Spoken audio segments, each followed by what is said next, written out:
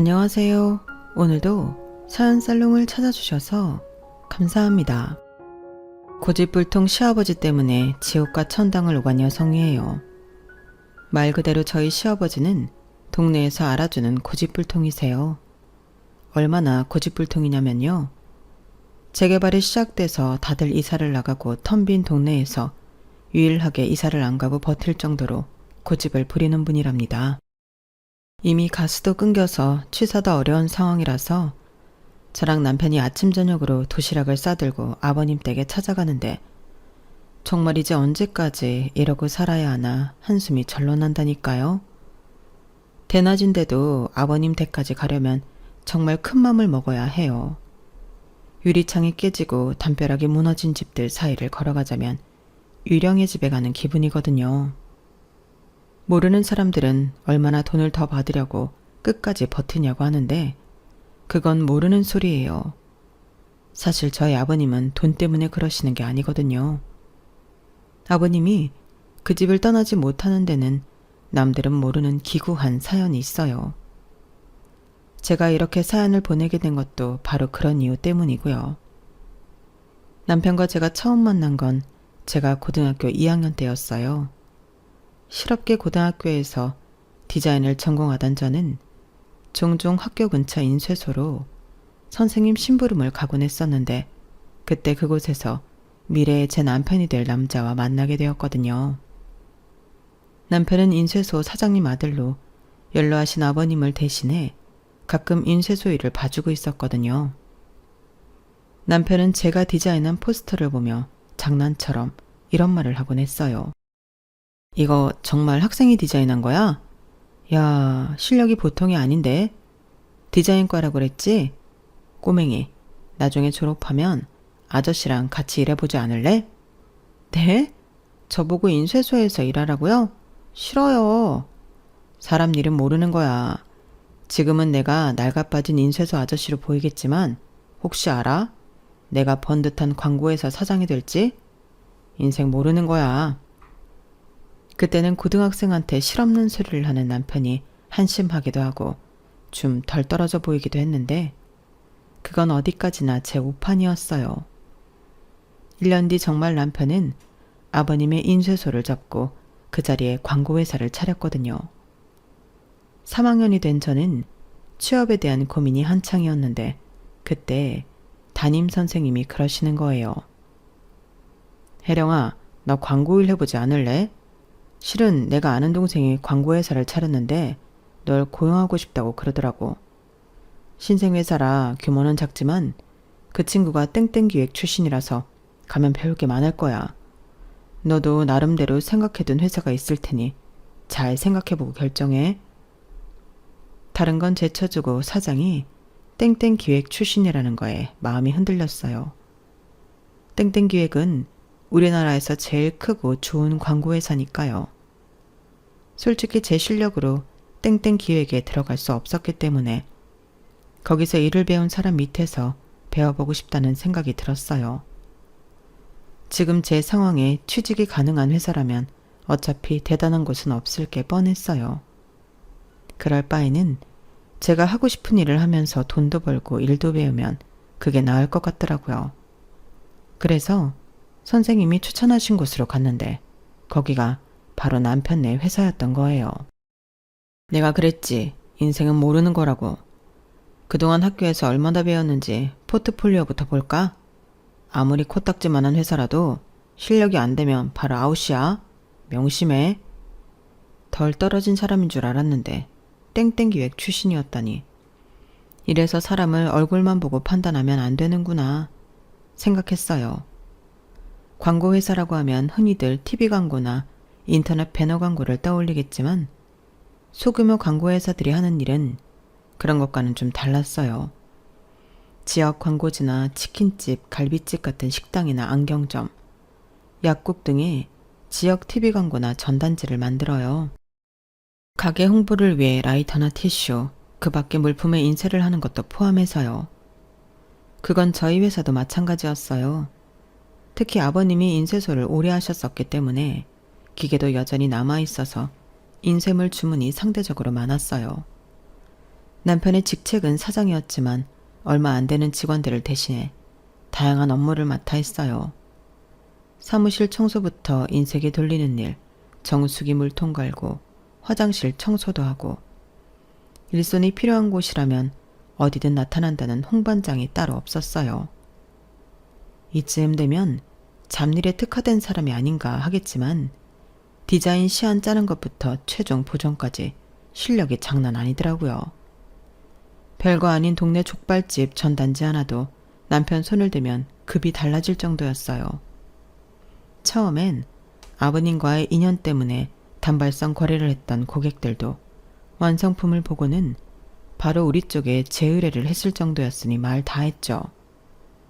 저 같은 신입 초짜는 감히 올려다 볼 수 없을 정도로 실력이 어마어마한 남편이었지만 그래도 어디까지나 동네 회사 사장일 뿐이었어요. 경기가 안 좋으면 거래처 매출이 확 떨어지고 그 여파로 우리 회사도 휘청했거든요. 당장 임대료도 못 내는 업체 사장님들이 광고에 돈 쓸 여력이 어딨겠어요. 결국 제가 입사하고 2년이 조금 넘은 시점부터 월급이 며칠씩 밀리기 시작했어요. 그러다 몇 주일, 당연히 직원들은 이직을 준비했고 유일한 제 사수였던 대리님도 회사를 그만두고 나가셨어요. 디자인 업무를 맡은 사람이 입사 2년 차인 저 하나뿐이었어요. 영업팀에서도 퇴사자가 생겨서 과장님 한 분과 사원 하나만 남고 다 나갔고 격리과는 격리를 보낸 말단 직원 하나가 다였어요. 전 직원이라고 해봐야 사장까지 포함해서 총 5명 뿐이었어요. 이마저도 언제 줄어들지 모르는 숫자였죠. 아무래도 저를 제외하고 나머지 분들은 가정을 꾸리고 있는 가장이었기에 딸린 식구들 생각도 해야만 하니까요. 난파선에서는 먼저 뛰어내리는 게 상책이라는 말처럼 다들 자리만 나면 언제든 회사를 빠져나갈 기색이었어요. 그리고 그렇게 되기까지 그리 오랜 시간이 걸리지 않았죠. 남편은 밤낮 없이 영업을 뛰며 일감을 구하러 다녔지만 세상 일이라는 게 그렇잖아요. 자신이 아무리 노력을 해도 안 되는 일도 있기 마련이니까요. 결국 회사에는 남편과 저 둘만 남게 되었어요. 혜령씨, 미안해. 그때 내가 혜령씨를 부르는 게 아니었는데 다른 회사 갔으면 지금처럼 이런 고생은 안 해도 됐을 텐데 다 내 욕심이었어. 아버지 인쇄소 문 닫는다는 소리에 기회다 싶었어. 내 회사 차려서 보란듯이 제대로 된 회사 하나 키워보자 생각했거든. 할 수 있을 거라고 생각했어. 그런데 내가 내 자신을 너무 과신했던 거지. 3년 만에 이렇게 다 날려먹었으니까. 혜령씨, 내가 다른 건 몰라도 혜령씨 일할 자리는 찾아줄게. 나 아직 그 정도 힘은 있어. 사장님, 누가 제 걱정해달래요? 내 직장은 내가 구할 수 있어요. 지금 사장님이 걱정할 건 내 직장이 아니라 회사라고요. 사장님이 사거리 감자탕집 일감 딸 때 감자탕 사장님한테 뭐라 그랬어요? 평생 AS 해드리겠다고 그랬잖아요. 형제약국 약사님한테는 뭐라 그랬어요? 앞으로도 약국 홍보지는 20% 싸게 해주겠다고 호언장담 했잖아요. 그래놓고 직원들 나갔다고 회사 문 닫을 생각부터 해요? 그럴 거면 지키지도 못할 약속은 왜 해요? 사장님은 공수표 날리는 게 취미예요? 나한테도 일 제대로 가르쳐준다고 해놓곤 이게 뭐냐고요. 내가 언제 월급 좀 밀린다고 회사 옮기고 싶다고 했어요? 나 일할 자리 마련해달라고 부탁했냐고요. 왜 이렇게 사람이 못났어요? 어떻게든 남자가 힘든 일 생기니까 헤쳐나갈 생각은 않고 나자빠질 궁리만 해요. 그러고도 남자예요? 진짜 실망이에요. 전요, 제 학벌에 남들처럼 좋은 회사 다니는 건 애초에 포기한 지 오래였어요. 그저 학교에서 배우지 못하는 진짜 일을 제대로 배우고 싶었을 뿐이에요. 그게 변두리 코딱지만한 회사든 어디든 가네요. 솔직히 남편 옆에서 일하면서 하루하루가 즐거웠어요. 내 머리로는 도저히 생각해내지 못하는 시안을 순식간에 만들어내고 제가 일주일을 꼬박 붙어서도 해내지 못한 걸 단 몇 분 만에 수정해서 완벽한 제품으로 만들어냈어요. 그래서 어떻게든 이 사람 밑에서 하나라도 더 배우고 싶었어요. 그런데 나보고 다른 회사로 옮기라고요? 말도 안 되죠. 그래서 지푸라기라도 잡는 심정으로 평사원 주제에 사장한테 대든 건데 이게 효과가 있었나 봐요. 다음날 하루 종일 출근도 안 했던 남편이 퇴근 시간이 돼서야 나타나서는 제 앞에 아이돌 사진을 수십 장 들이미는 거예요. 혜령씨, 아이돌 좋아해? 나 때는 H.O.T니 핑클이니 그런 아이돌이 인기였는데 혜령씨 또래는 어떤 아이돌을 좋아하나? 혜령씨도 아이돌 오빠 보려고 수업 땡땡이 치고 방송국 달려가고 그랬어? 자기가 좋아하는 아이돌 오빠들 응원하느라 노란 풍선이니 파란 풍선이니 색깔 맞춰 흔들고 그랬냐고. 순간 드디어 이 남자가 미쳤나 생각했어요. 회사는 당장 문 닫을 위기인데 이런 와중에 아이돌이라뇨. 그런데 아이돌 빠순이들이 돈을 그렇게 잘 쓴다며 오빠들 사진이 붙은 컵이니 티셔츠니 없어서 못 판다더라고. 한마디로 우리한텐 블루오션인 셈이지. 인쇄니 디자인이니 그건 우리가 전문이니까. 아, 이 좋은 걸 그동안 내가 왜 생각을 못했나 몰라. 혜령씨, 일단 인터넷 뒤져서 쓸만한 아이돌 사진 좀 모아봐. 샘플부터 만들어서 팬클럽 찾아가 보자고. 누군가에게는 위기가 기회가 된다더니 남편은 가장 힘든 순간에 살아날 방도를 찾은 거예요. 요즘은 소속사에서 직접 아이돌 굿즈를 만들어 팔지만 당시만 해도 팬들이 소규모로 만들어서 쓰곤 했는데 남편은 그 틈새 시장을 공략했던 거죠. 덕분에 멈춰있던 인쇄기도 다시 돌아가고 제품 포장과 상품 개발을 위한 직원들을 다시 뽑게 되었어요. 거기다 조금씩 살아난 경기 덕분에 다시 지역 광고나 전단지 의뢰가 들어왔고 조금씩 회사는 자리를 잡아갔어요. 회사가 잘 돌아가니 남편도 전처럼 자신감을 갖게 되었어요. 그렇게 2, 3년 동안 저희 회사에는 많은 변화가 있었는데 그중 가장 큰 변화는 바로 남편과 제 관계였어요. 힘든 시기를 함께 헤쳐나가면서 서로에 대한 믿음과 신뢰가 생겼고 어느 순간부터 연애 감정까지 생겨서 회사가 정상화되었을 즈음 결혼 얘기가 나오기 시작했거든요. 비록 나이가 13살 차이가 났지만 그런 건 그리 중요하지 않았어요. 문제라면 저희 부모님 반대가 문제였지만요. 특히 저희 엄마는 제 남편을 만나보지도 않고 나이를 빌미로 마치 도둑놈 취급을 해댔어요. 세상에 13살이나 차이 나는 남자랑 결혼을 하겠다고? 얘가 미쳤어. 지금이야 둘 다 젊을 때니까 잘 못 느낄지 모르겠지만 애 낳아봐. 그게 안 느껴지나? 내년에 당장 애를 낳는다 해도 애가 20살이 될 때 니네 사장은 환갑을 바라보는 나이가 돼. 아, 징그러. 할아버지랑 사는 거라고. 그런데도 좋아. 나 니네 아빠랑 6살 차이 나는 것도 가끔씩 세대차가 느껴지는데 그 배나 더 차이가 나면 얼마나 세대 차이를 느끼겠니?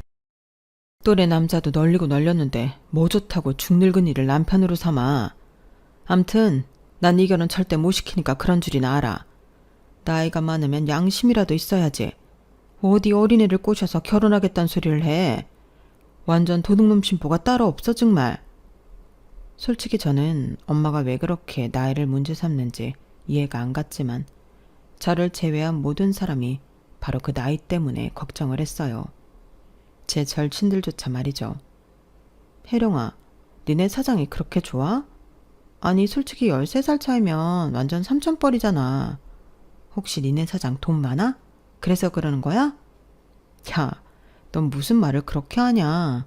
아무렴 내가 돈 때문에 사랑하지도 않는 남자랑 결혼하겠다고 그러겠어? 사람을 뭘로 보고. 내 말이 기분 나빴다면 미안한데 그런 게 아니라면 이해가 안 가니까 그러지. 니네 사장이 연예인 뺨치게 잘생긴 것도 아니잖아. 지금은 눈에 콩깍지가 씌어서 그런 걸 거야. 그러니까 조금 더 시간을 갖고 생각해봐. 하나같이 반대만 하고 나서니까 이상하게 반발심만 더 강해졌어요. 그래서 더 결혼을 밀어붙였고 결국 저희 부모님도 두 손 두 발 다 들고 말았어요. 나이 때문에 무턱대고 반대만 했던 엄마였지만 결혼을 준비하며 제 남편을 가까이서 보시고는 조금씩 마음을 열어주셨어요. 아빠는 어느새 제 남편과 술친구가 되셔서 저보다 제 남편을 더 자식처럼 대하셨어요. 남편이 저희 집에서 사위로서 자리를 잡는 동안 저는 시부모님과 가까워지려고 부단히 노력했어요.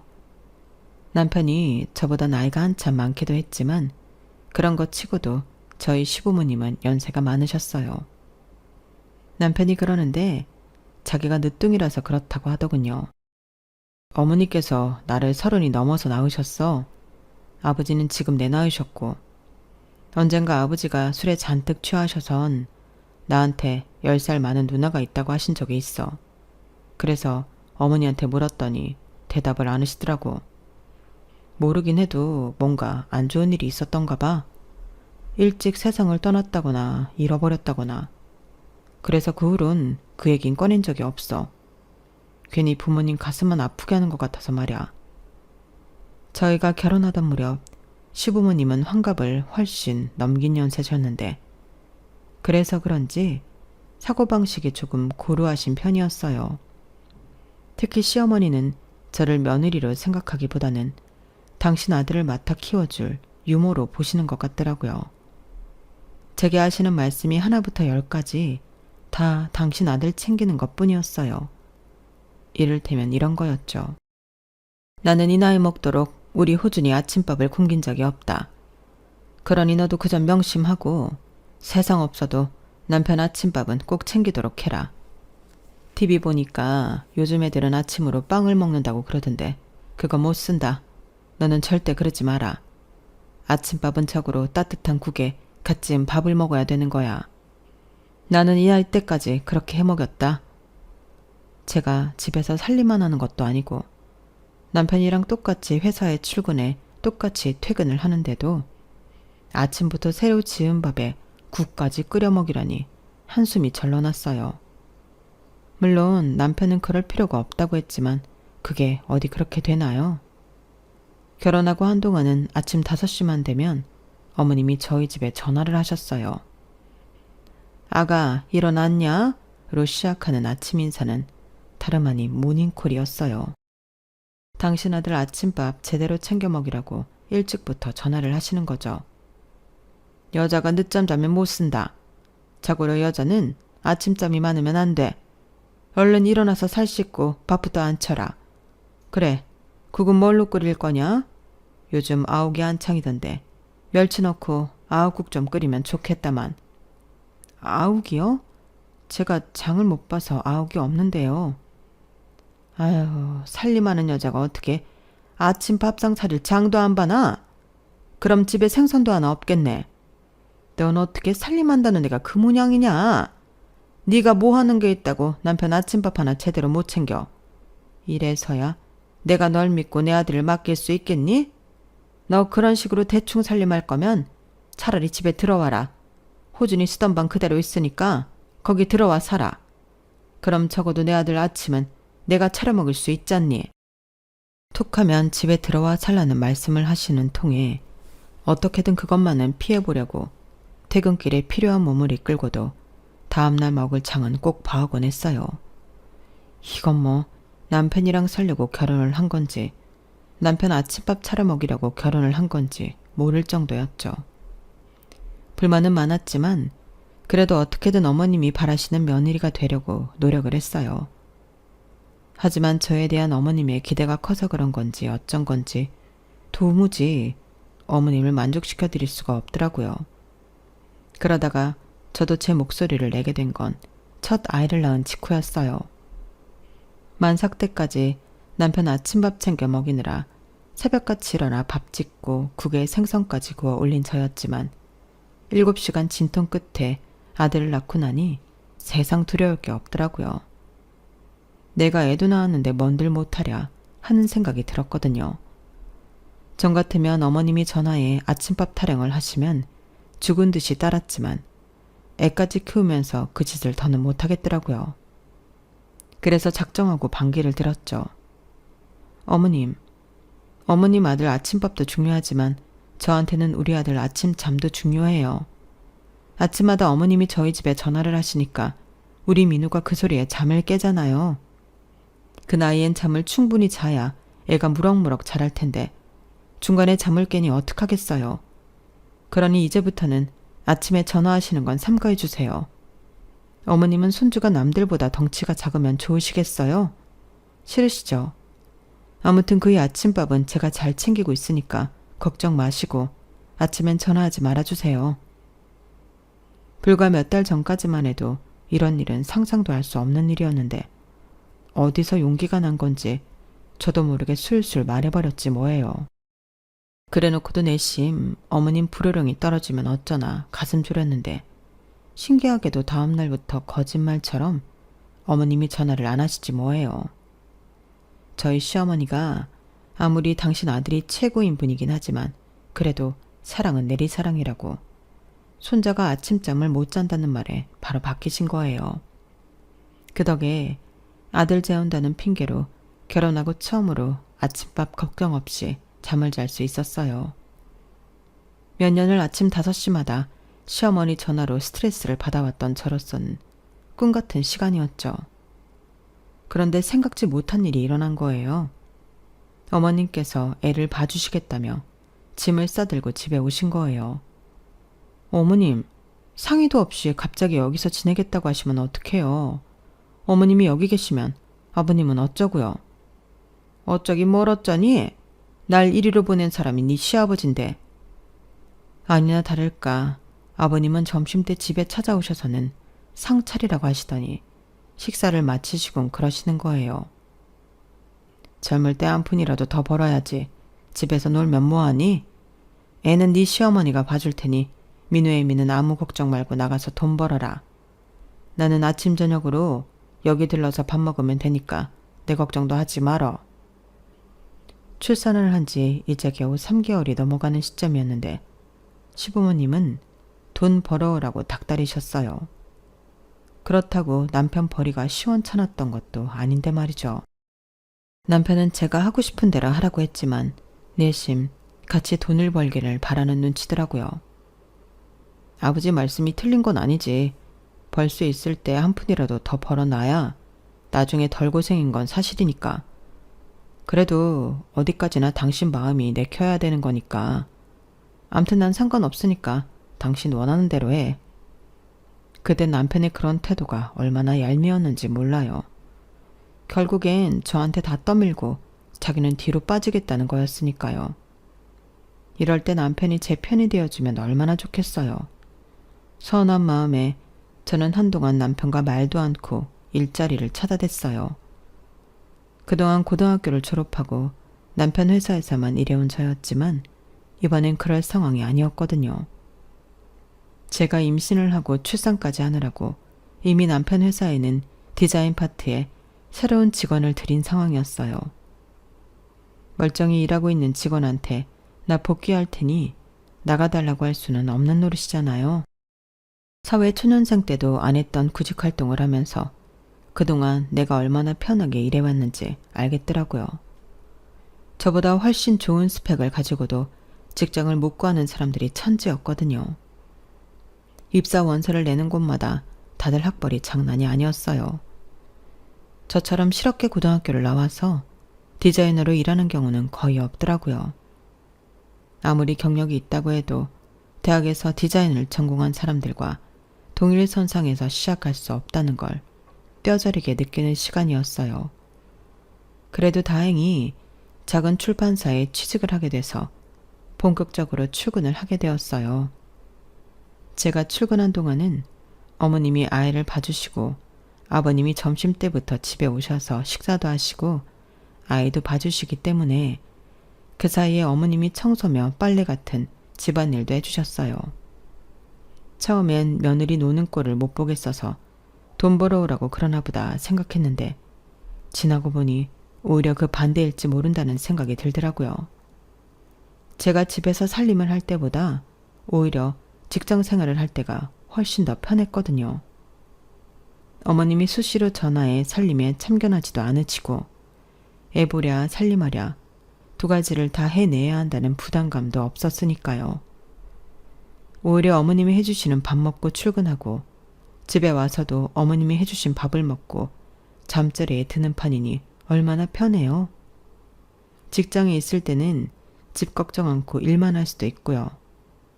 그래서 직장 생활을 한 지 3개월쯤 됐을 때 남편한테 일 시작하길 잘한 것 같다고 했더니 남편이 그러더라고요.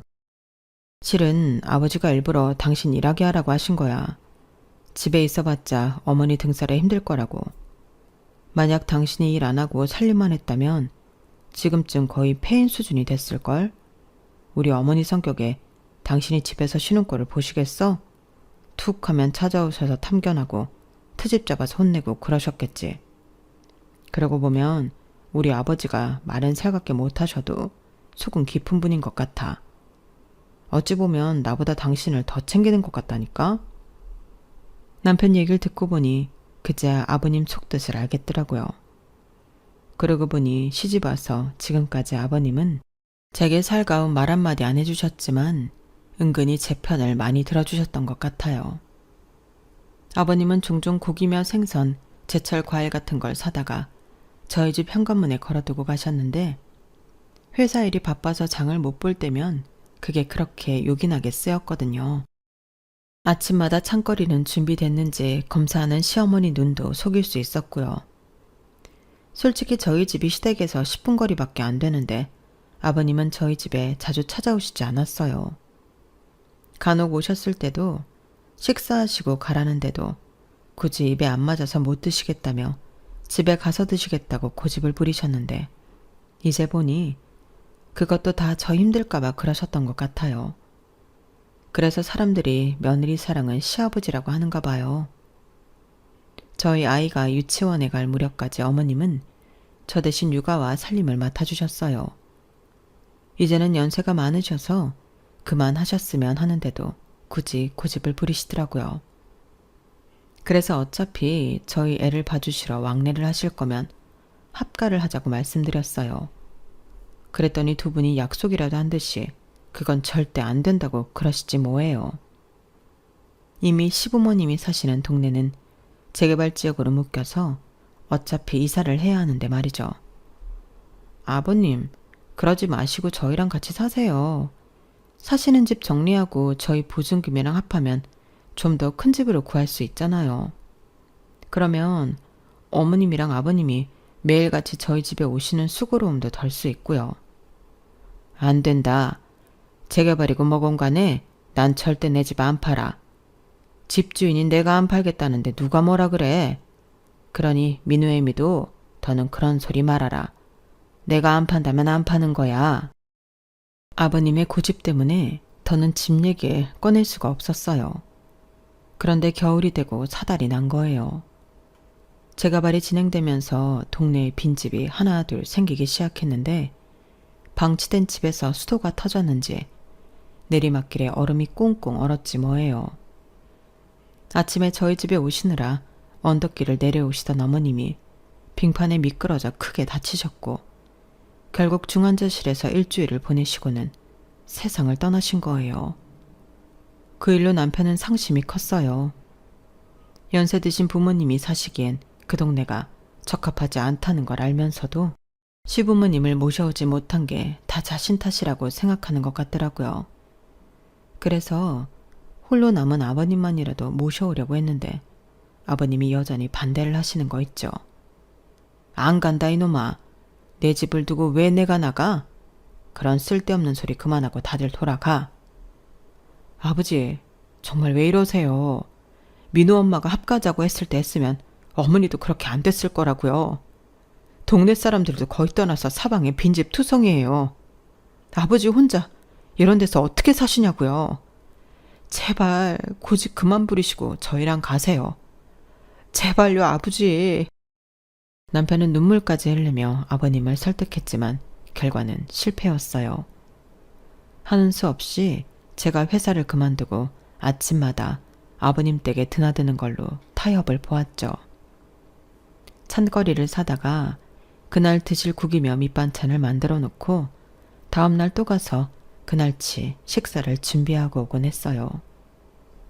남편도 시간이 날 때마다 수시로 본가에 들러 아버님을 돌보는 한편 합가 설득을 했어요. 물론 매번 씨알도 안 먹혔지만요. 그러는 사이 동네는 점점 더 을씨년스럽게 변해갔고 이제는 그 동네에 아버님 댁밖에 안 남은 상황이 되었어요. 언제 포크레인이 동네를 쓸고 갈지 모르는 위태로운 상황이라서 저도 남편도 더 신경이 쓰이더라고요. 그러던 어느 날 아버님이 좋아하시는 겉절이를 해서 시댁으로 갔는데 아버님 대문에서 중년의 여성이 나오지 뭐예요. 차림새로 봐서는 이런 동네에 어울리지 않을 정도로 꽤 부티가 났기 때문에 더더욱 놀랄 수밖에 없었어요. 그 중년 여성은 김치통을 들고 있는 제게 다가왔어요. 그리고는 저를 위아래로 살피더니 당신이 이 집 며느리인가요?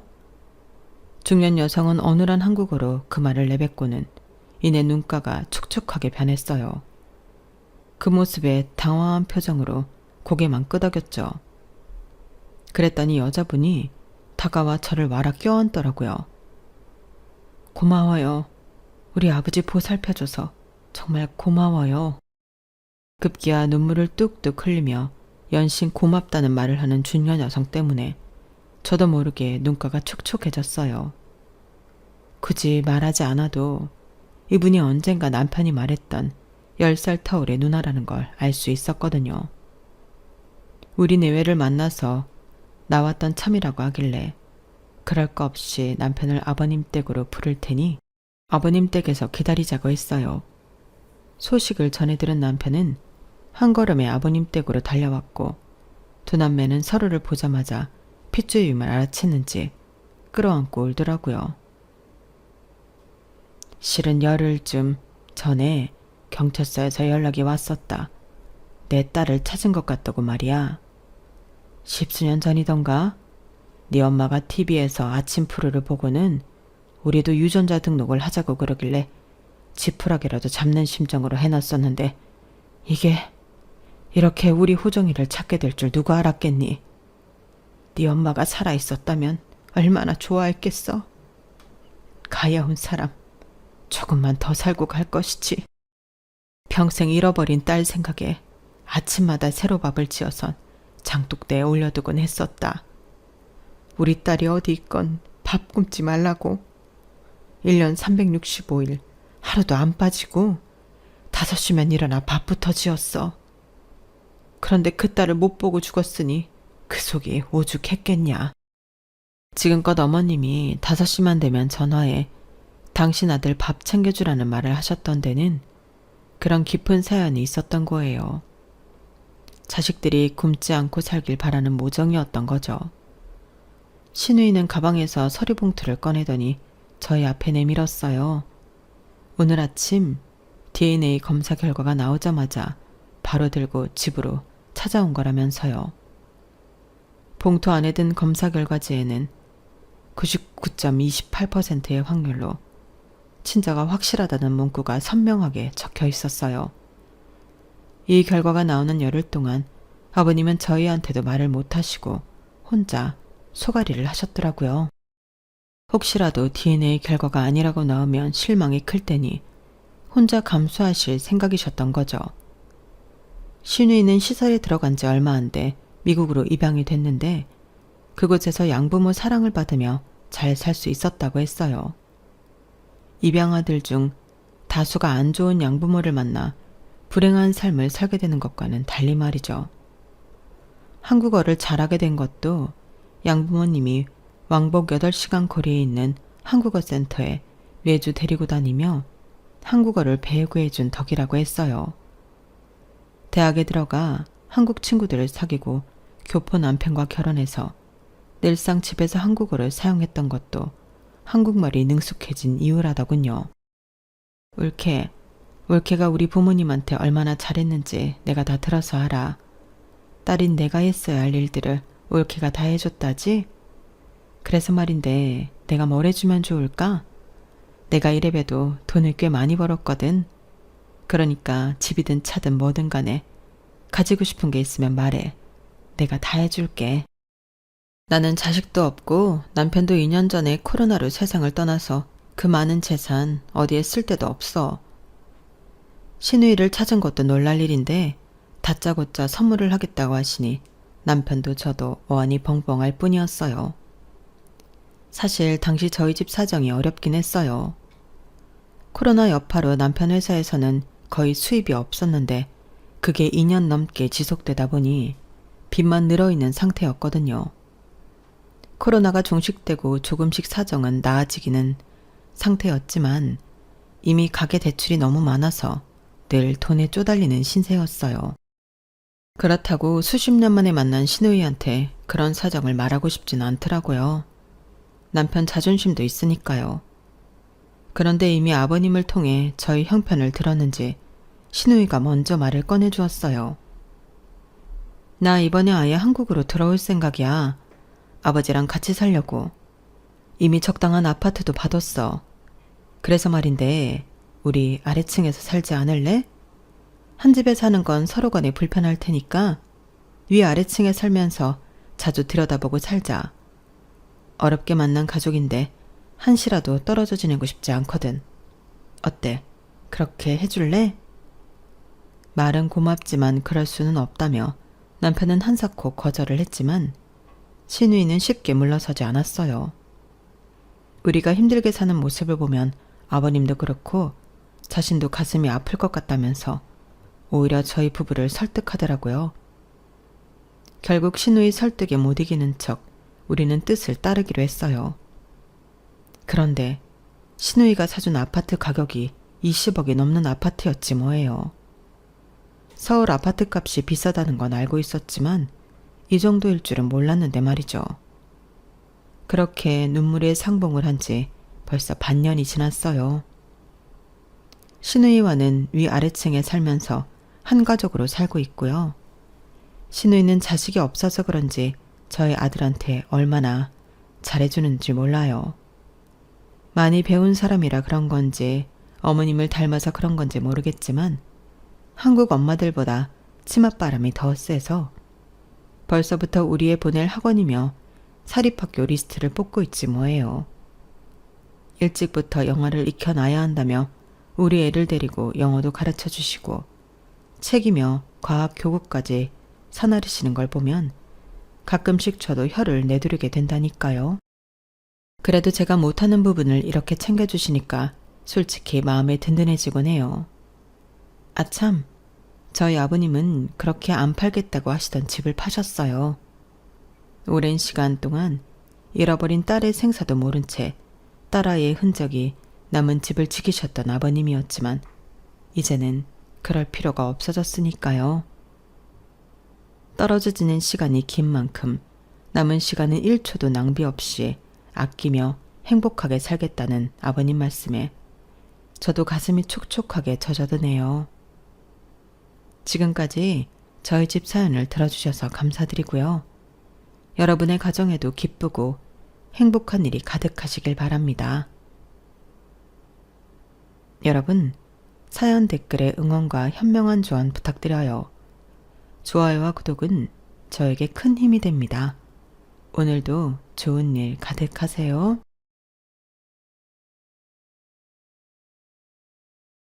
안녕하세요. 오늘도 사연살롱을 찾아주셔서 감사합니다. 저는 5년 전에 결혼하고 벌써 두 아이의 엄마가 된 30대 여성입니다. 아직 인생을 오래 살았다고 말할 수는 없는 나이지만 저는 일찍이 산전수전 공중전까지 다 겪은 사람이었어요. 한순간에 집에 불이 나 집은 물론이고 부모님까지 잃었던 저는 10대 후반은 늘 친척들 집을 눈칫밥으로 전전하며 살아야 했고 악독한 고모들에게 부모님 사망보험금 및 아빠가 운영하던 회사를 포함한 모든 재산을 몽땅 뺏기기도 했었는데요. 저는요, 갓 20살의 꽃다운 나이에 집도 절도 없이 길거리 생활을 하는 노숙도 해본 사람이에요. 이쯤 이야기하면 나이는 어려도 어지간한 사람들보다는 박복하기로는 지지 않을 것 같은데 여기서 반전은 그런 바닥을 치고도 저는 현재 너무 행복한 삶을 살고 있다는 거예요. 지금 생각해도 제 인생이지만 어쩜 그렇게 인생이 풀릴 수 있었을까? 마냥 신기하기만 한데 저는 감히 제가 살아온 인생 이야기가 기적이라고 말하고 싶습니다. 그게 아니라면 설명할 수가 없을 만큼 참 기구하고 또 복받은 인생 이야기인데 지금부터 제가 살아온 이야기를 여러분들에게 들려드리도록 할게요. 부디 제가 견디고 극복하고 이겨낸 기적 같은 이야기를 함께 해주시길 바라겠습니다. 제 인생 이야기를 하려면 어쩔 수 없이 제 어린 시절 이야기부터 시작해야 하는데요. 저는 어릴 때 부모님의 사랑과 조부모님의 사랑을 듬뿍 받은 사랑이 넘치는 딸이자 손녀였어요. 엄마가 몸이 약하셔서 저를 낳고 자식을 갖지 못하셨는데 그래서 늘 저에겐 차고도 넘치는 사랑을 주셨죠. 그리고 아빠는 공장이 딸린 제조업 회사를 운영하는 멋진 사장님이셨는데요. 그 회사는 할아버지가 운영하다 장남인 아빠에게 물려준 것이라고 했어요. 그래서 어릴 때 기억이지만 저희 집에는 아빠 차를 운전해 주시는 기사님도 있으셨는데요. 게다가 할아버지는 동네에서 가장 멋쟁이로 소문이 났는데 늘 할머니의 손을 꼭 잡고 다니는 다정한 분이셨죠. 그리고 빠질 수 없는 제 영원한 친구 할머니는 실과 바늘만 있으면 무엇이든 만들어내는 마법사 같은 분이셨는데 늘 돋보기 안경을 끼고 겨울이면 털실, 여름이면 자수와 미싱을 돌리며 식구들을 깜짝 놀라게 하셨어요. 참고로 제가 어릴 때 입었던 옷은 전부 할머니가 손수 만들어주신 핸드메이드였어요. 덕분에 저는 학교에서 예쁜 옷이 가장 많은 아이로 유명했죠. 그뿐만이 아니었어요. 할머니는 코바늘로 가방도 만들고 인형도 만드는 등 제가 가지고 다니는 모든 걸 제작 담당하셨는데 그래서 잘은 기억이 나지 않지만 어릴 때 저는 제가 세상에서 제일 행복한 아이라고 생각했던 것 같아요. 나만큼 사랑받고 다 가진 애는 없을 거라고 거만을 떨었던 거예요.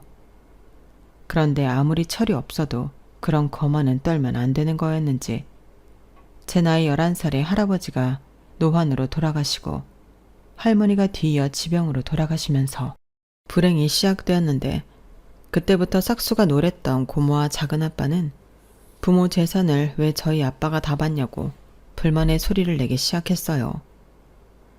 할아버지가 살아생 전 자식들이 재산 때문에 싸울까봐 일찌감치 재산 증여를 끝내셨는데 각자의 이유로 그 돈을 날려먹은 사람들이 온전히 그 재산을 쥐고 있던 아빠의 몫을 탐내기 시작했던 거죠.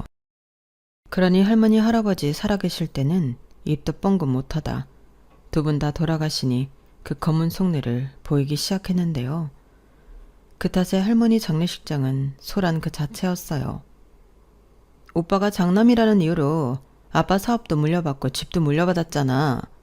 이건 너무 불공평해. 우린 자식 아니야? 장남만 자식인가? 그래, 형이 그동안은 엄마 아빠 모시고 살았으니 별말 안 했지만 이젠 두 분 다 돌아가셨으니까 이젠 그 재산들 공평하게 나눠야 한다고 생각해. 뭐야? 니들 진짜 염치도 없다. 사람이 어떻게 그러냐? 나만 엄마 아버지 재산 증여받았어? 니들이 이럴 것 같으니까 벌써 10년 전에 아버지가 똑같이 세금까지 대신 내주면서 증여해 주셨잖아. 그런데 미령이 너는 네 남편 사업자금으로 쓴다고 그 돈 다 털어먹고 너는 네 아들 미국 조기 유학시킨다고 다 쓰고 경찬이 너는 큰돈 벌어보겠다고 사기당해서 홀라당 털려놓고 왜 이제 와서 나한테 그래? 말은 바로 해야지. 그래도 형이 가진 거에 비하면 우리가 받은 건 애들 과자값 아니야? 형은 제일 굵직굵직한 거 받았잖아. 일부러 아버지가 장남이라고 더 챙긴 거지. 맞아. 오빠가 지금 가지고 있는 회사 공장 집 그거 다 우리 엄마 아빠 거지. 오빠 거가 하나라도 있어? 성경이 너 10년 전 기억 안 나? 당장 돈으로 바꿀 수 없는 건 필요 없다고. 다들 바로 팔거나 돈 되는 것들 위주로 니들이 달라고 했잖아. 내가 처음부터 아버지 공장 받는다고 했어? 나 그때 회사 잘 다니고 있었고 나도 민주 엄마도 부모 재산에 욕심 없었거든. 니들이 이럴 거 알았으니까. 근데 그때는 좋다고 지들끼리 다 나눠 가져놓고 이제 와서 불공평하니까 다시 나누자? 회사 공장 집 그거 나더러 내놓으라는 거야? 그때 아버지가 분명히 말했어. 집 가지는 자식은 엄마 아빠 모시는 거라고. 그때 니들 뭐라고 했어? 장남 있는데 집은 장남이 갖고 부모도 장남이 모셔야 하는 거 아니냐고 했지. 내 말 틀려? 그야 그건 사실 맞는 말이잖아. 장남이 부모 모셔야지. 맞다고? 뭐가 맞아? 니들은 니들 좋을 때만 장남 팔지. 부모 모시는 건 싫어서 내빼고 있다가 이젠 부모 없고 집만 남았으니까 이젠 그 집이 탐이나? 니들 진짜 왜 그러냐? 언제까지 그러고 살 건데? 회사랑 공장도 그래. 나는 지금이라도 니들이 들어와서 같이 경영하자고 하면 언제든 좋아. 회사랑 공장 나누면 지금까지 그건 물려받아야 하고 있던 나는 어쩌라는 거야. 갑자기 백수라도 되라는 거야? 이 나이에 다시 취직이라도 하라는 소리냐고. 나도 내 힘으로 회사 이만큼 키웠어. 내가 들인 시간과 노력 우습게 알지 마. 내가 정말 내일 엄마 발인이라 참으려고 했는데 꼭 지금 이래야 했냐? 돈이 돌아가신 부모님보다 더 중요해. 이러니 엄마랑 아버지가 임종 때도 니들 안 보고 싶다 하신 거야. 아빠는 그날 화도 하지만 정말 많이 슬퍼 보였어요. 그리고 당시 13살이었던 저는 어린 나이였지만 고모들과 삼촌이 참 미웠는데요. 엄마는 그저 슬픈 얼굴로 할머니 영정사진이 있는 빈소만 지키셨어요. 저희 엄마는 일찍이 외할머니가 돌아가셔서 엄마 없이 자란 슬픔이 있던 사람이었는데 할머니가 그런 엄마를 딸처럼 챙겨주셨다 했거든요. 그건 어렸던 저도 기억이 뚜렷했는데 할머니는 늘 엄마를 누구 엄마야 하고 부르지 않고 현수가 하고 엄마 이름을 다정히 불러주셨어요. 그 탓에 가끔 밖에서 할머니를 저희 엄마의 친엄마로 보시는 분들도 계실 정도였죠. 그랬기에 그 고부 사이가 얼마나 좋았을지는 설명할 필요도 없었죠. 그런 할머니가 돌아가셨으니 엄마는 시어머니가 아닌 친엄마를 잃은 딸처럼 망연자실 빈소에 앉아 있었고 아빠는 슬퍼할 시간도 없이 형제들과 싸워야 했는데 그렇게 할머니 장례 절차가 끝나고 엄청난 일이 벌어졌어요. 결국 범인을 찾지는 못했지만 저희 집이 할머니가 돌아가시고 일주일 만에 집에 불이 났거든요. 제 기억에는 시뻘건 불길 속에 엄마와 아빠가 저를 감싼 것이 다였는데 정신을 차려보니 그 화마 속에 살아있는 건 저 하나였어요. 집도 건질 것이 하나도 없이 전부 다 타버렸고 엄마와 아빠도 돌아가셨어요. 그곳에서 오직 저만이 살아남았다고 하더라고요. 졸지에 일주일 만에 다시 장례를 치러야 했던 저와 친척들은 나란히 놓인 부모님의 영정사진을 마주해야 했는데요. 그곳에서 슬픈 사람은 어쩐지 저 하나만 있는 것 같더군요. 심지어 큰 고모는 제가 있는 빈소에서 그러게 내가 돈 욕심 부릴 때부터 알아봤지. 천벌 받은 거야? 라고 했는데 솔직히 저는 저희 집에 불이 났던 건 고모들과 작은아빠 중에 한 명이 일부러 그랬다고 생각했어요. 그렇기 때문에 그런 말을 하는 고모를 저는 용서할 수 없었는데요. 어렸던 제가 할 수 있는 건 그저 악을 쓰고 소리를 지는 게 다였죠. 고모들 때문이에요. 작은아빠도 마찬가지고요. 여기 왜 왔어요? 엄마 아빠 재산 뺏으러 왔어요? 당장 나가요. 어차피 슬프지도 않잖아요. 나가요 어서. 이렇게 있는 힘껏 큰 목소리로 외치는 게 다였는데 그들은 호락호락하지 않았어요. 어머, 누가 최진철 딸 아니라고 할까봐 어린 게 독한 것 좀 봐. 지 아빠 돈 욕심 많은 건 빼다 박았네. 맹한 새언니를 닮지 어째 지 아빠를 닮았을까? 야, 그래도 오빠가 저거 하나는 야무지게 키웠네. 그러니 저거 살린다고 그 불구덩이 속에서 못 나왔겠지. 야, 너는 네가 네 엄마 아빠 목숨줄 끄는 건 모르지? 너 아니었으면 네 엄마 아빠 살았어. 어린 너 살린다고 네 엄마 아빠가 너 대신 죽은 거야. 뭘 알지도 못하고 까불어. 누나들 그만해. 너도 한순간에 고아되니까 악을 쓰는 거지. 민주야, 작은아빠가 최대한 친절하게 말할게. 네가 물려받을 재산들 여기 있는 우리들한테 넘겨. 그럼 너 성인 될 때까지 고아원 안 보내고 우리가 키워줄게. 야, 무슨 소리야. 누가 누굴 키워? 네가 키울 거야? 누나도 참, 내가 어떻게 키워? 나 애만 셋이야. 근데 누나는 명훈이 미국에 있잖아. 누나가 키워야지. 뭐야, 누구 맘대로. 싫어. 그래, 그건 경찬이 말이 맞다. 나도 집에 혈기왕성한 아들만 둘이야. 괜히 기집애 집에 들었다가 불미스러운 일 생기면 골치 아프다. 네가 맡아. 그리고 네가 조금 더 재산 가져가면 되잖아. 싫어. 언니도 꼭 이럴 때만 나한테 미루더라. 그럼 공평하게 돌아가면서 맡아. 내가 처음 1년 맡을 테니까 순번 정해서 돌아가면서 하자고. 짜고 누나, 그럼 뭐 1년마다 애를 돌려 키워? 제 성인 되려면 7년이나 남았는데 그럼 한 사람은 3년이야. 아, 몰라. 그렇다고 나더러 7년을 쟤를 데리고 있으라고? 그 재산 안 받고 말지. 진짜? 너 진짜 오빠 재산 다 포기할 거야? 그럼 깨끗하게 도장 찍고 빠져. 그럼 경찬이랑 나랑 어떻게든 알아서 할게. 언니, 진짜 이럴 때 보면 오빠보다 더해. 알았어. 내가 맡으면 되잖아. 근데 나도 끝까진 못 키우고 중학교 졸업할 때까지만. 우리 아들은 뭐 내내 미국에만 있나. 나머지는 둘이 알아서 해. 알았다 기집애야. 그럼 일단 네가 3년 맞는 거니까 우리는 차차 생각해볼게. 참 기가 막혔어요. 자기들이 뭔데 제 거처와 제가 물려받은 재산을 자기들 멋대로 나누는 건지. 저는 그들이 내 부모를 죽게 만들었다는 것을 확신했어요. 그래서 경찰한테도 이 의심되는 상황을 모두 이야기했는데 경찰분들도 제 편은 아니었죠. 우리 친구가 지금 상황에 그런 생각할 수도 있는데 사람 함부로 의심하면 안 되는 거야. 친척이잖아. 이젠 가족이라고는 친척들 뿐인데 그런 마음 갖지 말고 말 잘 듣고 하늘로 가신 부모님 속상하지 않게 착하게 잘 커. 경찰 중에 유일한 여자 경찰 언니는 저를 생각해준답시고 이렇게 말했는데 저는 그때 처음으로 깨달았어요. 세상이 제 편이 아니라는 것을요.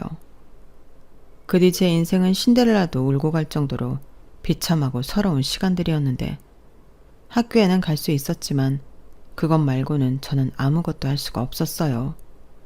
심지어 밥값을 해야 한다며 작은 고모는 저를 가정부 취급하며 온갖 집안일을 시켰는데 제가 뭐 그런 걸 할 줄 아는 것도 아니었고 작은 고모는 늘 이것밖에 못하냐고 화를 냈죠. 그래서 가출도 참 많이 했는데 결국엔 제가 갈 곳은 아무것도 없었어요. 제 발로 고아원을 간 적도 있었는데 저에겐 고모가 있으니 고아원도 저를 받아주지 않더라고요. 고모가 저를 양육할 의지가 있기 때문에 안 된다고 하는데 미치고 팔딱 뛸 노릇이었어요. 경찰서에 찾아가 신고도 하고 그랬는데 제가 맞은 적은 없었거든요. 그러니 경찰은 달리 의심되는 상황이 아니라고 판단했는지 제 말보다는 작은 고모 말을 더 믿는 눈치였는데요. 그때 작은 고모가 울면서 제가 부모 잃고 정을 못 붙여 자기를 모함한다고 자기는 불쌍한 조카 데려다 키우는 쟤밖에 없다고 눈물로 하소연을 했거든요. 그러니 저만 나쁜 애가 되었는데 저는 그날 이후 내가 할 수 있는 건 아무것도 없다는 사실에 그냥 모든 걸 포기하기로 마음먹었어요.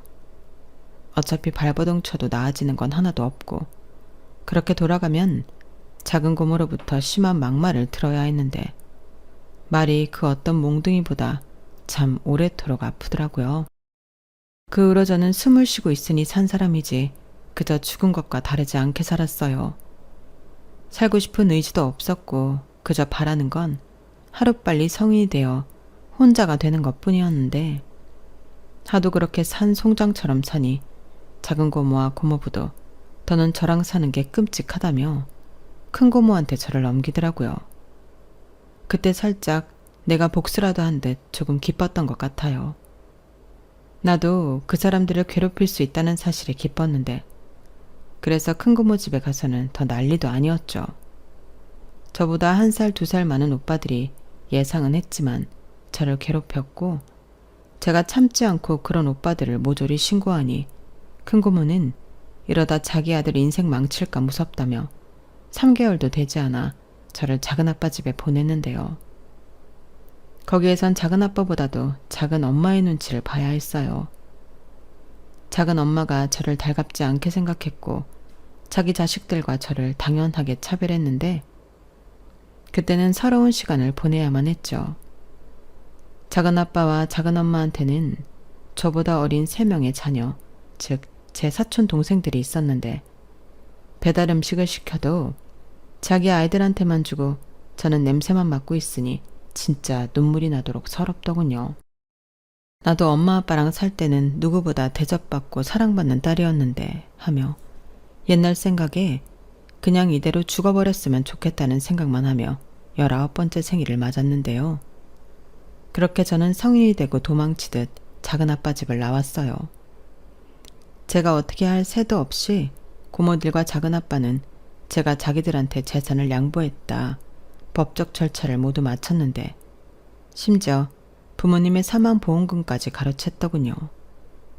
그저 제 시중에 남은 건 제가 어릴 때 용돈 받고 모아뒀던 100만 원도 안 되는 돈이 전부였어요. 그때 당시 저도 어린 마음에 갖고 싶은 거, 사고 싶은 거 참지 않고 다 쓰고 남은 돈이 그것뿐이었거든요. 그리하여 그 통장 하나만 들고 거리에 나온 저는 찜질방에서 지내며 아르바이트를 3개씩 하며 살았는데 당시 몸무게가 35kg도 되지 않았어요. 그러니 네가 무슨 힘이 있겠냐고 면접에서 까이는 일도 부지기수였는데 먹고 살아야 하니 정말 닥치는 대로 할 수 있는 건 다 하려고 덤볐죠. 그러다 보니 가끔은 위험한 일도 하게 됐는데 그런 일들은 대다수 급여가 높았기 때문에 저에겐 유혹이나 다름이 없었거든요. 그러다 사고를 당하게 되었고 저는 한쪽 다리에 장애를 입게 되었는데요. 가만히 있으면 아무도 모르지만 걷기 시작하면 다리를 살짝 절었기 때문에 티가 났어요. 그러니 몸까지 상한 저는 더 할 수 있는 일이 없었는데요. 마지막으로 액세서리 같은 걸 만들어 길에서 팔게 되었어요. 제가 그래도 유일하게 좋아하는 게 그런 액세서리 만드는 거였거든요. 아무래도 할머니와 함께 그런 걸 만들었던 게 남아있어 그런 것 같았는데 그러다 정말 우연하게 팔찌와 브로치 같은 걸 몇 개 팔게 되었고 저는 이렇게라도 돈을 벌고 싶어서 가진 걸 다 털어 장사를 시작했어요. 그런데 주인이 없을 것 같았던 길바닥도 제 것은 아니었는데요. 걸핏하면 단속에 걸렸고 그것도 아니면 자리싸움에 밀려 공치는 날도 많아졌는데 그때부터 저는 하는 수 없이 길거리 노숙을 하게 되었어요. 하필이면 그때가 추운 겨울이라 그나마 따뜻한 지하 상가를 찾아다니며 바닥인 인생을 살았는데 밥은 다행이라고 해야 하나? 가끔 무료 급식 같은 것이 있어 거기서 해결할 수 있었죠. 처음엔 부끄럽고 창피하고 그랬는데 하도 허기가 지니까 나중엔 그런 것도 없어지더라고요. 그때 부모를 따라 봉사를 놓은 아이들은 저를 보며 거지라고 말할 때도 있었는데 가슴은 찢어졌지만 그렇다고 입맛이 없어지진 않았어요. 그때 밥을 든든히 먹어두지 못하면 저는 또 며칠을 굶어야 하니 제 몸이 살기 위해 감정과는 무관하게 저는 본능대로 살게 되었죠. 그러다 한 번은 공원에서 무료 급식차가 온다는 소식을 들었고 저는 배고픔을 해결하러 갔는데요. 제가 너무 늦게 간 탓인지 음식이 떨어져 먹을 것이 없었어요. 그때는 괜히 너무 슬퍼서 눈물만 나오더라고요. 그리고 그때 한 아주머니께서 저더러 이리 오라고 하시고는 당신이 아침에 싼 김밥인데 괜찮으면 먹으라고 주셨는데요. 저는 감사하다고 꾸벅 인사를 한 후 허겁지겁 김밥을 먹었어요. 어찌나 맛있던지 한 줄을 개눈감치듯 먹었는데 어느새 김밥을 줬던 아주머니는 물과 우유를 가지고 저에게 다가오셨죠. 어머, 벌써 다 먹었어요? 천천히 먹지. 그러다 체하면 어쩌려고. 혹시 괜찮으면 내가 옆에 좀 앉아도 될까요? 네? 네. 근데 제가 씻지를 못해서. 괜찮아요. 내가 비염이 심해서 냄새를 잘 못 맡거든요. 그리고 여기 있는 사람 중에 아가씨가 제일 깨끗해요. 정말요? 다행이다. 여기 물이요. 그리고 이건 내가 방금 편의점에서 산 우유인데 이따 저녁에 배고플 때 먹어요. 감사합니다. 근데 혹시 김밥 아주머니 점심 아니셨어요? 제가 뺏어 먹은 건 아닌지. 아유, 참, 별걸 다 걱정이네. 나는 이것저것 많이 주워 먹어서 괜찮아요. 그나저나 그 김밥 내가 먹으려고 집에 있는 재료로 대충 싼 거라 맛이 있었는지 모르겠네. 맛있었어요. 제가 김밥 진짜 오랜만에 먹었는데 최고로 맛있었어요. 그래요? 정말 다행이다. 칭찬 들으니까 기분이 좋네. 나는 남자들이랑만 살아서 그런 칭찬 받아본 적이 없거든요. 이래서 딸이 있어야 하는데. 아유, 미안해요. 우리 아들이랑 나이가 비슷해 보여서. 실례가 안 되면 내가 몇 살인지 물어봐도 될까요? 왜요? 그냥 솔직히 여기 있기에 너무 아까워 보여서. 21살이요. 아우, 어리다. 애기네. 무슨 사연이 있는지는 모르지만 내가 오지랖 좀 부려도 될까요? 아니, 내가 잔소리를 하겠다는 건 아니고 보니까 몸이 좀 불편해 보이던데 그래서 일자리 찾는 게 힘들었나 싶어서. 네, 아무도 저 같은 건 써주지 않더라고요. 그렇다고 제가 혼자 할 수 있는 것도 없고. 저기 이것 좀 볼래요? 아주머니는 저에게 더 가까이 다가와 장갑을 벗더니 당신의 구부러진 오른손가락 2개를 보여주셨어요. 저는 그걸 보고 깜짝 놀랐죠. 살짝 구부러진 게 아니라 정말 표가 나게 구부러져 있었는데 아주머니가 놀란 저를 보며 이렇게 말씀하셨죠. 나도 이 손가락 때문에 서러운 일 많았어요. 장애도 나와서 평생 장애인으로 살고 있는데 사실 사는 데는 지장이 없거든. 아가씨도 조금 불편할 뿐이지 사는 데는 지장 없죠. 게다가 아가씨는 손이 아니라 발이잖아.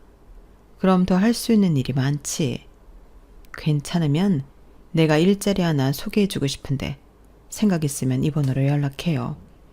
내가 말은 해놓을 테니까 거기 가면 앉아서 하는 일이라 아가씨가 잘할 수 있을 거예요. 딱 봐도 잘할 것 같아.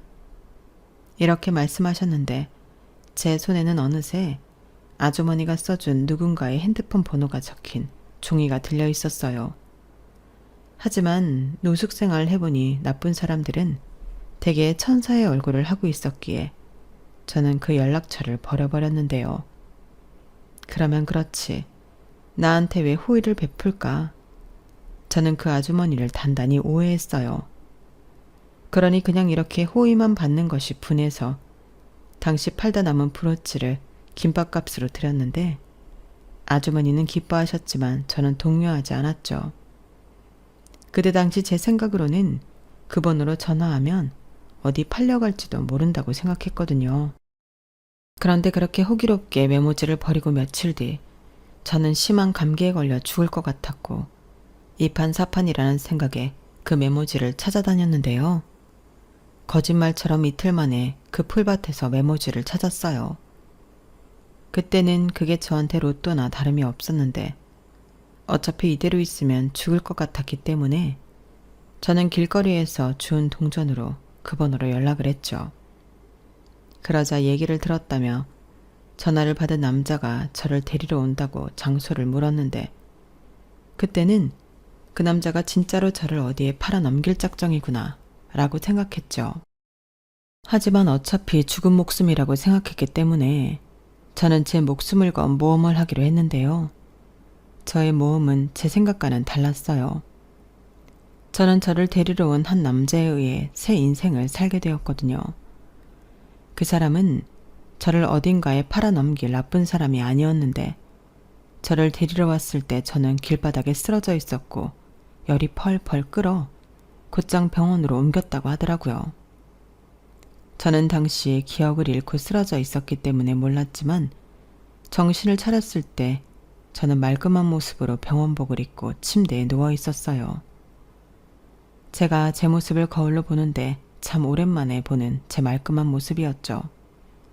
마치 다른 사람을 보는 것만 같아 신기하기만 했는데 간호사 언니가 사장님과 사모님이 제가 의식을 찾기 전부터 저를 무척이나 정성스럽게 돌봤다고 저더러 좋은 사람들을 만났다며 꼭 보답할 수 있도록 열심히 살라고 했는데 저는 그 사장님과 사모님이 무척 궁금했어요. 그래서 내심 어떤 분이 나를 이렇게 살려주셨을까 궁금해하며 기다렸는데 사모님은 안 오시고 사장님만 오셔서는 하루아침 사이에 건강해진 저를 보며 안도를 하셨죠. 그리고는 제 이야기를 건너들었다며 자기 공장에 저를 취직시켜 주겠다고 하셨는데 거기엔 기숙사도 딸려 있고 저 말고도 다른 직원들이 많다며 함께 일해보는 게 어떠냐고 물으셨어요. 저는 당연히 좋다고 했죠. 그리고 감사하다며 이 은혜를 꼭 갚겠다고 약속했는데요. 사장님은 그저 흐뭇한 얼굴로 열심히만 해. 그럼 그게 은혜 갚는 거야. 라고 하셨는데요. 그 웃는 모습이 어렴풋이 저희 아빠의 얼굴을 닮은 듯 울컥하고 눈물이 차올랐어요. 그렇게 저는 사장님의 공장에 취직하게 되었고 전에 김밥을 주신 아주머니 말처럼 앉아서 손으로 조립을 하는 단순 노동일을 하게 되었는데 제가 원래도 손재주가 있다 보니 그런 단순 노동일은 쉽기도 하고 재미도 있었어요. 게다가 몇 번 하다 보니 속도도 붙었는데 저는 금세 공장의 에이스가 되어 있었죠. 그래서 그 중에 가장 어려운 작업을 도맡아 하기도 했는데요. 저는 손으로 하는 건 뭐든 자신이 있었어요. 게다가 제가 잘하면 주변에서 저를 칭찬해주는 사람들이 있으니 신이 났었는데 저는 그제야 그 힘든 시간을 죽지 않고 버틴 걸 잘했다고 생각하게 되었죠. 그리고 그때는 오해했지만 저에게 이곳을 소개해준 아주머니에게 감사하다는 말을 꼭 전하고 싶은 마음이었는데요. 무슨 이유 때문인지 사장님께는 제가 여러 번 그분을 만나 감사 인사를 하고 싶다고 해도 돌아오는 건 거절 의사였어요. 나도 그러고 싶은데 당사자분이 극구 싫다고 하네. 민주가 잘 지내고 있는 것만으로도 너무 기쁘다고 했어. 상대가 원하지 않으면 그건 그거대로 존중해줘야 하지 않을까? 아마도 이 이성은 부담스러운가 봐. 원래 그런 사람이거든. 라며 사장님은 멋쩍게 웃으셨어요. 저는 혹시나 사모님이 제가 알고 있는 아주머니가 아니신가 물어도 봤는데 우리 집사람? 에이, 아니야. 라고 하셨고 저는 너무 궁금했지만 그쯤에서 포기할 수밖에 없었어요.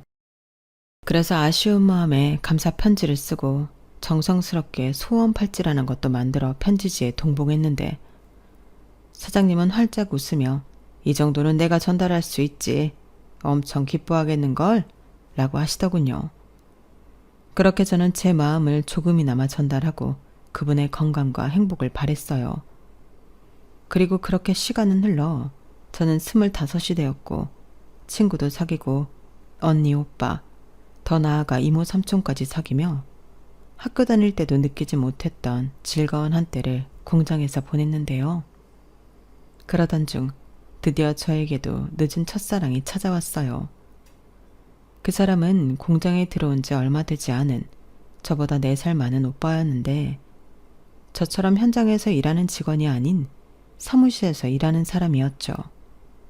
그래도 다른 분들과는 다르게 곧잘 현장에 찾아와 인사도 하고 바쁘면 일도 도우며 사람이 참 밝고 예의가 바른 사람이었는데요. 그러니 현장 직원이 모두 그 남자를 좋게 봤어요. 게다가 여기서는 보기 드물게 대학도 나왔다 하고 원래는 다른 회사에 다니다 집 형편이 나빠져 야근 수당과 특근 수당을 받을 수 있는 이곳에 취직을 했다고 했는데 너무 의외였어요. 사실 현장 직원이 아닌 이상 야근이나 특근 나올 일이 사무직은 없었거든요. 그래도 그 사람은 정말 돈이 많이 필요했는지 저희들 야근할 때 함께 했고 물량이 많아 주말도 반납하고 일을 할 때면 출근해서 함께 일을 했는데 저 사람도 어지간히 상황이 어려운가 보구나 그런 마음이 들더군요. 그러면서 남을 상대로 그런 마음을 갖게 되다니 스스로 놀라웠는데 그렇잖아요. 누가 누굴 불쌍하게 보냐고요. 하지만 그게 관심이 뭔지 저는 그 사람이 자꾸만 신경이 쓰였고 잘해주고 싶었는데 그 사람은 저의 작은 호의에도 크게 고마워했죠. 사실 진짜로 별거 아닌 것들이었는데 그 사람은 늘 고마운 표현을 예쁘게 하는 사람이었어요. 그러고 보니 제 다리가 불편한 걸 아는데도 그 어떤 편견 없이 저를 대해줬는데 그런 사람을 좋아하지 않을 방도는 저에겐 없었어요. 그래도 차마 고백할 용기는 없어서 그저 짝사랑에 그칠 마음이었는데 무슨 일인지 우리는 서로 같은 마음이라는 걸 우연히 알게 되었어요. 그 사람이 다른 사람에게 저를 좋아한다는 말을 했나 보더라고요. 그 말을 건너들었을 땐 심장이 터질 것만 같았는데 저를 놀리려고 일부러 그런다고 생각할 정도였죠. 그러지 않고서야 그 사람이 왜 나를 좋아하겠나 그런 마음이었는데요. 하지만 이미 요동치는 심장은 진정할 줄을 몰랐죠. 왜 감기랑 가난이란 사랑은 꼭 표가 난다고 하잖아요. 그래서인지 그 사람도 제 마음을 벌써 아는 것만 같았는데요. 그렇게 저희는 같은 마음이라는 걸 확인한 후 공식 커플이 되었어요. 그땐 이런 말 부끄럽지만 저는 제가 태어나 가장 좋은 걸 가졌을 때라 생각했는데 그 남자는 저에게는 과분한 사람이었고 그런 사람이 저를 좋아한다고 하니 거짓말 같은 일이 벌어진 것 같은 기분이 들었죠. 그러다 그 사람이 아버지가 돌아가신 후 엄마가 많이 아파 둘째의 가장이 되었다는 사실을 알게 되었고 사실은 공장 사장님이 외삼촌이라 도움을 받고 있다고 했는데요. 그제야 모든 퍼즐이 맞춰지는 것 같더군요. 그러지 않고서야 대학까지 나온 사람이 이곳에 일할 이유가 없잖아요. 물론 제가 다니는 공장을 하찮게 생각하는 건 절대 아니지만 그 남자는 제가 볼 땐 공장에 있기엔 아까운 사람이었거든요. 하지만 그 사람은 스스로 자기는 어디서든 열심히 해서 자신의 능력을 인정받고 발전하고 싶어하는 사람이었는데 그래서인지 항상 뭐든 뒤로 빠지기보다 나서서 일을 찾아 하는 사람이었어요. 그러니 현장직, 사무직 할 것 없이 그 남자를 예쁘게 보는 사람들이 그 공장에 넘쳐났어요. 사장님의 외조카라는 건 절대 비밀이라 누설할 수 없었죠. 하지만 저희가 공식 커플인 만큼 사장님은 제가 당신 조카의 여자친구라는 걸 알고 계셨는데요. 그저 우리 덕현이 잘 부탁해. 애는 착하니까 그건 걱정하지 마. 라며 허허허 웃으셨어요. 그리고 그렇게 시작한 연애는 4년이 훌쩍 넘었는데 솔직히 주변에서는 결혼 이야기도 묻는 사람들이 많았지만 저는 그럴 자신이 없었죠. 저한테는 부모도 없고 내세울 것이 하나도 없으니 결혼은 어불성설이었어요. 하지만 남자친구가 된 그 남자는 저에게 결혼하자고 프로포즈를 했고 엄마도 건강이 많이 좋아지셔서 인사를 가자고 했는데 남자친구가 갑자기 그러더라고요. 우리 엄마가 민주 너 보면 진짜 좋아하겠다. 이렇게 말하는데 저는 이게 지금 무슨 말인가 싶었죠. 그런데요. 제가 처음 남자친구의 어머니를 만나뵈러 병원에 갔을 때 저는 까무러칠 것만 같았어요. 그 이유는 제가 그토록 만나고 싶었던 김밥을 주신 아주머니가 그곳에 있었기 때문이었어요. 마치 저에게 보여주기 위해서 일부러 한 듯 제가 그때 드렸던 브로치와 소원 팔찌를 착용하고 계셨는데 정말 많이 아프셨던 건지 많이 야유어 계시더라고요. 하지만 그때처럼 저를 보고 활짝 웃으셨는데 저는 거꾸로 눈물이 나왔어요. 어떻게 이러고 계세요? 이 말부터 덜컥 나왔는데 아주머니, 아니 어머니는 저에게 가까이 오라며 저를 따뜻하게 안아주셨죠. 그리고는 우리가 이렇게 될 인연이었나 보네요. 잘 지내줘서 너무 고마워요. 라고 했는데 그때 저는 남자친구랑 함께 있다는 것도 있고 어머님 손만 계속 잡고 있었어요. 원래도 심장이 좋지 않았던 어머님이셨는데 아버님을 잃고 많이 힘들었다고 하시더라고요.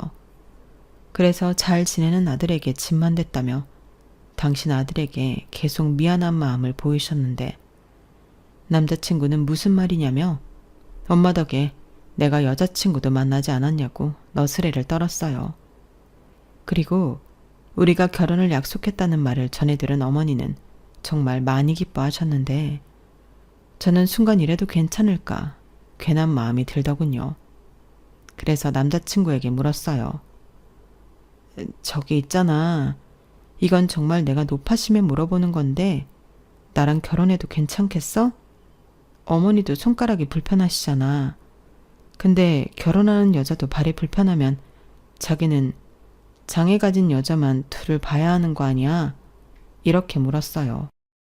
남자친구는 그게 무슨 말이냐며 처음으로 화를 냈어요. 자기는 자기 엄마의 장애를 단 한순간도 부끄러워하지 않았고 오히려 그런 장애가 있어도 남을 위해 봉사하는 엄마가 자랑스러웠다며 제 장애도 자기는 한 번도 심각하게 생각한 적이 없다고 했는데 그 말을 듣는 제가 너무 부끄러웠어요. 저는 제 장애가 늘 부끄러웠거든요. 그래서 남자친구와 데이트할 때도 최대한 숨기고 싶어 영화관이나 카페로 주로 움직이지 않고 앉아있는 곳에서 시간을 보내길 원했는데 저 때문에 남자친구가 다른 사람들로 하여금 불쾌한 시선을 받을까 늘 전전긍긍했어요. 그런데 그런 생각을 가진 건 저뿐이었다니 그날은 제가 너무 보잘것없이 느껴졌는데 남자친구는 이렇게 말했어요. 나는 처음 민주 너를 봤을 때도 그런 건 전혀 개의치 않았어. 그리고 삼촌한테 또 엄마한테 네 이야기를 들었을 때는 포기하지 않고 여기까지 왔다는 게 대단하게 느껴졌거든. 그런 건 아무나 못하는 거니까. 그러니까 나는 남들보다 조금 불편함을 안고서는 민준이가 부끄러운 게 아니라 늘 대견했어. 지금도 마찬가지고 앞으로도 그 마음은 똑같을 거야. 그러니까 그런 못난 생각하지 말고 앞으로는 우리 행복하게 잘 사는 것만 생각하자. 진짜 장애는 몸이 아니라 마음에서 오는 거야. 저는 남자친구의 그 말에 눈물을 펑펑 쏟았어요. 어쩌면 저는 불편한 다리가 아닌 마음의 장애를 안고 있었던 건지도 모를 일이었는데 그날 이후 저는 더 밝은 사람이 되려 마음을 먹었죠. 때론 사람들 앞에서 움츠러들 때도 애써 더 당당하려 애를 썼는데 그 덕인지 사람들은 저더러 민주씨 요즘 좀 달라졌네? 예전보다 씩씩하고 예뻐졌어. 맞아, 사람이 빛이 난다니까? 덕현씨가 엄청 잘해주나 봐요. 라고 했는데 그 말을 듣고 진심으로 기뻤어요. 그리고 행복한 결혼식을 올리고 저는 공장 기숙사를 나와 이젠 남편이 된 남자친구와 어머니가 사는 집에 들어가게 되었죠. 제가 일부러 신혼집은 필요 없고 이렇게 셋이 살고 싶다고 고집을 부렸거든요. 어머니 몸이 아직 다 나으신 것도 아니고 뭐하러 집을 따로 얻어? 그냥 우리 셋이 여기서 같이 살자. 나는 그러고 싶어. 내가 말했잖아. 나는 늘 어머니를 만나고 싶었다고. 근데 이제 겨우 만났는데 왜 떨어져 살라고 해? 난 싫어. 내가 같이 살면서 진짜 잘해드릴 거야. 내 생명의 은인이시잖아. 그래도 우리 신혼이잖아. 그냥 가까운데 집 얻어서 왔다 갔다 하는 게 낫지 않아? 싫다고. 하여간 고집은 알았어. 영 장가간 기분은 안 들지만 우리 색시가 원하니까 그렇게 하지 뭐. 대신 우리 엄마가 괴롭히면 바로 이야기해. 혼자 끙끙 앓지 말고. 뭐? 누가 나를 괴롭혀. 말도 안 돼. 아저씨나 잘하세요. 안 그럼 바로 어머니한테 가서 이른다. 저는 그렇게 결혼식도 간소하게 신혼 살림도 필요한 몇 가지만 해서 남편과 시어머니 집에 들어와 가족이 되었어요. 늘 집이라는 곳은 저에게 눈칫밥만 먹게 하는 곳이었는데 결혼 후 갖게 된 집은 전혀 그런 곳이 아니었죠. 낡은 것도 많고 세월의 흔적도 많은 곳이었지만 저는 그 모든 것들이 멋들어져 보였어요. 게다가 제가 시집 온 후 부쩍 건강이 좋아지신 시어머니를 보면 그게 그렇게 뿌듯할 수가 없었는데 그 부분을 공장 사장님, 아니 이젠 시외 삼촌님이 무척이나 고마워하셨어요. 그리고 제가 처음 정신을 잃고 노숙자 모습으로 병원에 입원했을 때 행여 사람들이 저보고 이상한 소리를 할까 싶어 손수 저를 물수건으로 닦았다는 시외 숙모님도 뵐 수 있었는데 너무 감사한 일이었어요.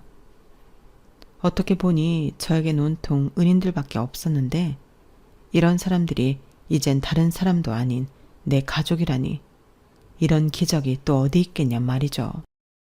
그러니 저는 살아온 시간보다 더 잘 살아야겠다는 생각을 그때 정말 많이 했는데, 사람들은 제가 결혼 후 바로 일을 그만둘 거라 생각했지만 저는 지금까지도 공장 일을 하고 있어요. 물론 이젠 아이들도 둘이나 있고 많은 시간을 할애할 수 없지만 저는 이제 돈 때문이 아니더라도 일은 꾸준히 하려고 합니다. 이곳에서 다시금 시작된 제 인생을 저는 잊고 싶지 않거든요. 그리고 아직까지도 제가 저희 공장 에이스라 시외 삼촌이 놓아줄 생각이 없으신데요. 그래서 이제 월급인지 용돈인지 모를 돈도 두둑하게 주시는데 저에게 이만한 직장이 또 있을까요? 저는 결혼 후 1년 만에 첫 애를 임신했어요. 그리고 말이 2살 터울이지 연년생 같은 둘째를 낳았는데 그때 아이 출산하고 1년 정도 육아한다고 쉰 게 다였거든요.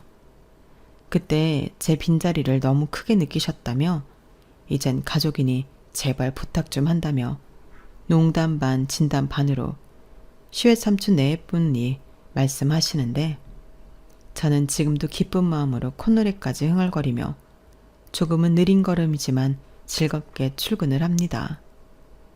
이젠 건강이 많이 좋아지셔서 시어머니가 아이들을 전담해서 보시는데요. 늘 사랑으로 저희 아이들을 돌봐주셔서 그런지 아이들이 참 어린 나이에도 사랑을 표현하고 베풀고 싶어 해요. 그런 모습을 보면 예전에 사랑 많이 받고 살던 제 어린 날도 기억이 새록새록 나기도 하는데 저는 저희 아이들에게 오래오래 곁에 있을 수 있는 엄마가 되는 게 꿈입니다. 좋은 엄마, 훌륭한 엄마, 그런 엄마 말고요. 그냥 우리 아이 옆에 오래오래 있어주는 그런 엄마가 되고 싶거든요. 그리고 아울러 우리 시어머니도 그리고 제 사랑하는 반쪽 남편도 제 옆에 또 우리 아이들 옆에 함께 오래오래 함께하길 늘 기도하고 있는데 저는 다른 건 정말 하나도 필요 없어요.